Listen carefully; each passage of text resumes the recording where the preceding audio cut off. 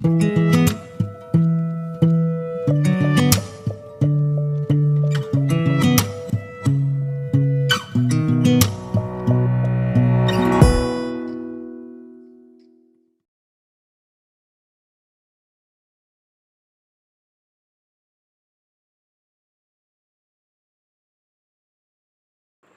4 जुलाई 2020 को कंपनी के मालिक राशिद नसीम का एक ऑडियो आया। इस ऑडियो में पहले की तरह बाबा प्रवचन दे रहे हैं और प्रवचन में धमकी भी दे रहे हैं। कह रहे हैं कि अब उन लोगों से निपटेंगे जो अपना अपना पैसा मांग रहे हैं, यानी कि हम कस्टमर्स जो अपना पैसा मांग रहे हैं ये अब उनसे निपटेंगे। भैया निपट लेना, पहले पैसा तो दे दो। दिमाग में एक चीज़ घुसेड़ लो, जब पैसा दे दोगे ना तो सब कस्टमर अपने अपने घर में बैठ जाएगा, लेकिन अगर नहीं दोगे तो उकसा रहे हो तुम पैसा ना दे करके और भाषणबाजी करके उकसा रहे हो। पैसा तो चाहिए चाहिए उसको, पैसा दे दो बैठ जाएंगे, सारे कस्टमर बैठ जाएंगे। मगर पैसा नहीं देंगे, धमकी देंगे। धमकी ना दो, पैसा दो, पैसा दो, ख़त्म करो। तुम्हारा प्लाट नहीं चाहिए हमको 10%, 20% और 30% वाला। पैराडाइज गार्डन साइट इनकी सीतापुर रोड की तरफ जा रही थी। अब वो जाने लगी है पीछे की तरफ, जहाँ पे रेट किसान खुद 200 रुपये स्क्वायर फीट के हिसाब से दे रहा, कह रहा हमसे ले लो। और वो 200 रुपये की ज़मीन को आज की डेट में 800 रुपये की ज़मीन करके बेचा जा रहा है। तो भैया हम काहे लेंगे? ऊपर से 10%, 20% और 30% भी तो हम काहे लेंगे? हमका ज़मीन चाहिए ही नहीं। ऊपर से निकल के आ रहा है, दाखिल खारिज नहीं होता है रजिस्ट्री में, और वहाँ से निकल के आ रहा है कि रकबे से अधिक ज़मीन आपकी कंपनी ने बेच दी है, इसलिए भैया इसका दाखिल खारिज नहीं हो पाएगा। मतलब घाटा संख्या में रकबे से अधिक ज़मीन बेचने का मतलब जानते हैं कि इसके नाली सड़क सब बेच डाला। ये तो साहब को पता ही नहीं, वो तो दुबई में बैठे हुए हैं। यहाँ तो उनको लगता है सब अच्छा अच्छा चल रहा है, ज़मीन ले लो, ज़मीन ले लो। ज़मीन में कुछ अच्छा हो तब तो लें, ज़मीन की वैल्यू नहीं है। साला मैं यंग हूँ और तब भी लगता नहीं कि अपनी ज़िंदगी में उस ज़मीन की वैल्यू निकाल पाऊँगा। कभी हमारे सामने वो ज़मीन डेवलप्ड होगी, कभी कभी नहीं होगी। मैं मर जाऊँगा, मेरी अगली पीढ़ी वहाँ पे देखेगी क्या है। अरे मैं अपने लिए ले रहा हूँ, हमको भी तो कुछ दिखना चाहिए। शहर के बाहर प्रोजेक्ट निकाल दिए हैं सारी कंपनियों ने। सारा शहर से चलो 10 किलोमीटर बाहर निकाला, इन्होंने निकाल दिया शहर से 40 किलोमीटर बाहर। चाहे वो वैदिक विहार हो, चाहे ये इनका फैज़ाबाद रोड पे हो, चाहे इनका सीतापुर रोड पे हो। 40-40 किलोमीटर दूर जो है, 35-35 किलोमीटर दूर प्रोजेक्ट हैं। हमारी आपकी ज़िंदगी में तो ये प्रोजेक्ट कभी डेवलप नहीं होंगे, ये जंगल के जंगल ही रहेंगे।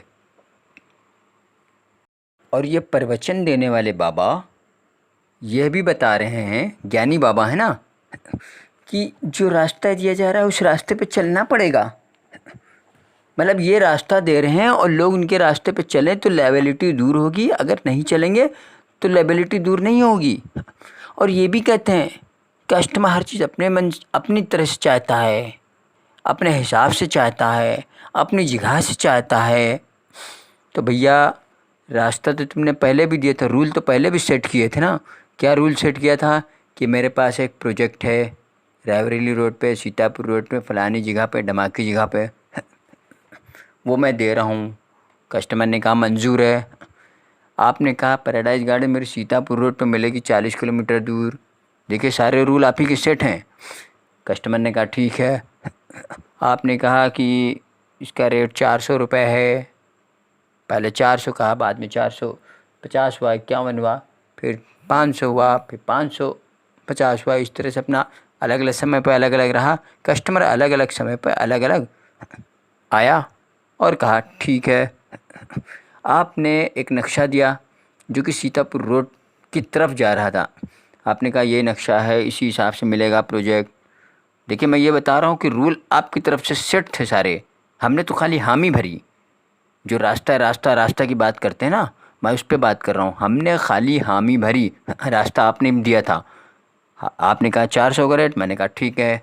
आपने कहा ये नक्शा है सीतापुर की तरफ जा रहा है, इसमें जहाँ जहाँ चाहिए ले लो, मैंने कहा ठीक है, इसी नक्शे के हिसाब से चलेंगे। दो, आपने कहा 3 साल का एग्रीमेंट है, 3 साल मतलब 36 महीने में हम आपको पोजीशन दे देंगे प्लाट डेवलप करके। डेवलपमेंट का मतलब होता है पूर्ण विकास, यानी कि आप रोड बना दोगे, नाली बना दोगे और खंबे लगा दोगे। 3 साल, ठीक। आपका वो काम हुआ नहीं, ना आपने विकास किया ना आपने पोजीशन दिया। हमारे लिए ये था, या बहुत सारे लोगों के लिए ये था कि कुछ तो पैसा देके फारिग हो गए थे, उनको तो पोजीशन चाहिए, कब्जा चाहिए, रजिस्ट्री चाहिए था। और कुछ लोगों को, हमारे जैसे लोगों को, आपने कहा आपकी 156 EMI हैं, यानी 156 महीने चलेंगी। ठीक, मैं ईमानदारी से देता रहा। पोजीशन आपको 36 महीने के अंदर ही दे देना था, वो आपकी ईमानदारी से नहीं चली। रूल पहले भी सेट था, आप ही ने सेट किए थे, तुमने सेट किए थे राशिद नसीम, मैंने नहीं सेट किया था। फिर तुमने कहा कि अगर हम 36 महीने में पोजीशन नहीं दे पाएंगे तो 37वें महीने से अपने ऊपर पेनाल्टी लेंगे, और वो पेनाल्टी जाके बैठ रही है लगभग 1,000 रुपये के आसपास हर महीने की। मेरे अपने प्लाट पे, औरों के प्लाट पे और ज़्यादा था, किसी पे 2, 3, 5 हज़ार भी बैठ रही है। ठीक है, क्या वो पेनाल्टी दिया तुमने? तुमने पेनाल्टी भी नहीं दिया, यानी जो तुमने रास्ता दिया था उस रास्ते से तुम भटक गए इधर उधर, यानी जो रूल तुमने बनाया था उस रूल से तुम इधर उधर भटक गए। हम तब तक तुमको पेमेंट करते रहे जब तक कि तुम्हारा ऑफिस नहीं बंद हो गया, और तुम करो जो रास्ता दिया रहा उस रास्ते पे आओ। तुम्हारा एक प्रोजेक्ट फेल होता, दूसरा प्रोजेक्ट ले आते हो और कहते हो कि इसमें इतना डालो, पीछे का सब एडजस्ट। यही सब करते करते LTL तक आए। अब फिर तुम ज़मीन पे आ गए हो और बोल रहे हो कि जो है 10%, 20%, 30%। रास्ता क्या है? पिछला वाला रास्ता था, उससे तो भटक गए हो। रास्ता का मतलब रूल है ना, वो सारा रूल, नक्शा तुम्हारा चेंज हो गया। पैराडाइज गार्डन जा रहा था सीतापुर रोड की तरफ, अब जा रहा पीछे की तरफ। पोजीशन आज तक नहीं दिया है, जो जिन लोगों का पैसा कंप्लीट हो गया है। बहुत से लोगों को दे दिया, गलत कब्जा दिया है उनको। एक को तो लेखपाल ये बता रहा है कि ये ग्राम समाज की ज़मीन है, ये तुम्हारी थोड़ी ना है। रजिस्ट्री तुम्हारी जो है वो ग्राम समाज की ज़मीन पे, ग्राम समाज की ज़मीन ले लोगे, कंपनी से निपटो जाके अपनी। एक की रजिस्ट्री में निकल के आ रहा है कि आपकी कंपनी ने आपके जो गाटा संख्या उसके रकबे से अधिक ज़मीन बेच डाली, मतलब नाली कुली सब बेच डाली। मतलब कौन से रास्ते की बात करते हो यार? तुम्हारा रास्ता का क्या मतलब है? रूल तो तुमने पहले भी सेट किए थे, रूल तो तुमने पहले भी सेट किए थे, अब फिर से बता रहे हो रास्ता। मतलब ये आदमी टोटल एक फेल्योर, जिसे बोलते हैं ना, फेल पर्सन है, जिसका हर प्लान फेल हुआ है। और जैसे ही प्लान फेल होता है, नया प्लान लिया था, वो भी फेल होता है, अगला प्लान लिया था, वो भी फेल होता है, अगला प्लान लिया था, हर बार। और बताता कि मैं अपने टैलेंट के बदौलत, मैं अपनी काबिलियत के बदौलत, मैं जहाँ हूँ वहाँ हूँ। एक चीज़ सही कही थी तुमने राशिद नसीम, कि जब किसी के अंदर काबिलियत नहीं होती है ना, तो चीज़ें, रिजल्ट्स उसके पास से चले जाते हैं किसी काबिल आदमी पर, जो काबिल होता है उसकी तरफ चले जाते हैं। सही कहा, यही रीज़न था तुम्हारी नाकामी की वजह से आज तुम्हारा कस्टमर बेस तुम्हारी तरफ से चला गया है। अब वो दूसरी तरह, अब वो कभी शाइन सिटी में नहीं आएगा। ये तुम्हारी बिल्कुल सही बताया था कि जिसके अंदर काबिलियत नहीं होती ना, कामयाबी वहाँ से निकल के दूसरी तरफ जाती है। यहाँ से सब कुछ निकल के मार्केट में बहुत सारी कंपनियाँ उनकी तरफ जा रहा है। ठीक है, इसमें से 80% कस्टमर को अब हमेशा के लिए तुम भूल जाओ। हमारे जैसे कस्टमर को तो भूल ही जाओ। पहले भी मैंने बातचीत में बताया था कि आंख बंद करके हमने भरोसा किया है। बहुत सारे जो समाचार आ रहे थे उसको आंख बंद करके इग्नोर किया, जिसका नतीजा आज मैं भुगत रहा हूँ। और जिसके तुम्हारे लोग हमेशा झूठा झूठा बताते थे। तुम्हारे नेपाल में जेल जाने के बावजूद मैं अपनी ईएमआई को जारी रखा, और तब तक जारी रखा जब तक तुम्हारा ऑफिस बंद नहीं हो गया। उससे पहले एक लंबा लेटर भी लिखा कि यार सीधे कंपनी मालिक को लिखते हैं, देखते हैं कुछ रिजल्ट मिल जाए। लेकिन वहाँ तो काबिल लोग पड़े हुए हैं, रिसीव करने के बाद रद्दी में डाला जाता है। आज तक उनको पता ही नहीं है प्रवचन देने वाले बाबा को कि किसी कस्टमर ने अपनी कुछ समस्या लिखी है, वो उनकी मेज़ पर नहीं पहुंची। नए इनके लोग समस्या का समाधान करते हैं। अभी नई नई चीज़ें आ गई हैं, अभी आगे अभी ज़मीन देने की बात चल रही, ज़मीन बता रहे हैं, हमें तो कहीं दिख नहीं रहा है कि कहाँ ज़मीन दे रहे हैं। ये तो कह रहे हैं हज़ारों रजिस्ट्री हो गई है।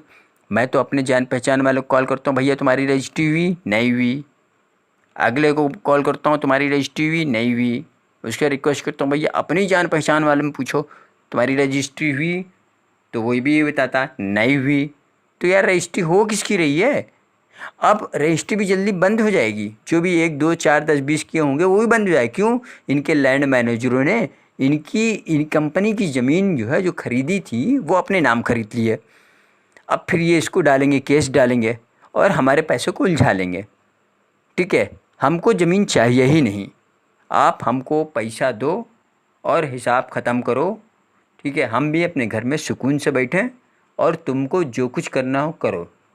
अभी हम लोग जितने हैं, हमको हमारा पैसा वापस करो, हमको हमारी ज़मीन नहीं चाहिए।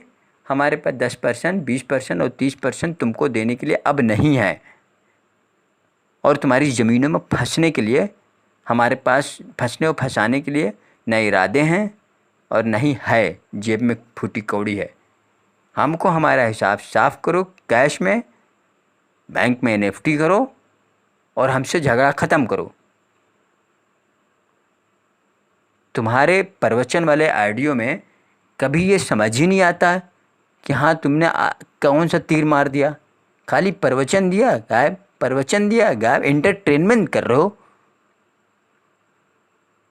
मतलब हम लोग यहाँ पे एंटरटेनमेंट के लिए हैं कि तुम्हारा एंटरटेनमेंट सुन रहे हैं यार।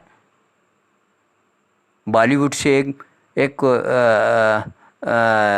एंटरटेनर को हायर कर लिया हम लोगों ने, वो जब पैसा लगाया था वो एंटरटेन तो कर रहा है, पैसे क्या जरूरत है वापस लेने की? एंटरटेनिंग है, करोड़ों रुपए की तो एंटरटेनिंग कर रहा है। ये छोटी सी बात इस बाबा की बुद्धि में नहीं आ रही है कि पैसा दो, हिसाब ख़त्म करो। बार बार बोलते हो ना कि पैसा सुरक्षित है, पैसा सुरक्षित है। अबे दोगे कब?